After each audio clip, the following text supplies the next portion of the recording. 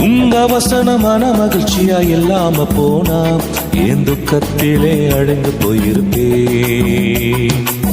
பாதைக்கு வெளிச்சமல்லோ பேதைக்கு தீபமல்லோ, பாதைக்கு வெளிச்சமல்லோ பேதைக்கு தீபமல்லோ. உங்க வசனமான மகிழ்ச்சியா இல்லாம போனா என் துக்கத்திலே அழிந்து போயிருப்பேன். உங்க வசனமான மகிழ்ச்சியா இல்லாம போனா என் துக்கத்திலே அழிந்து போயிருப்பேன்.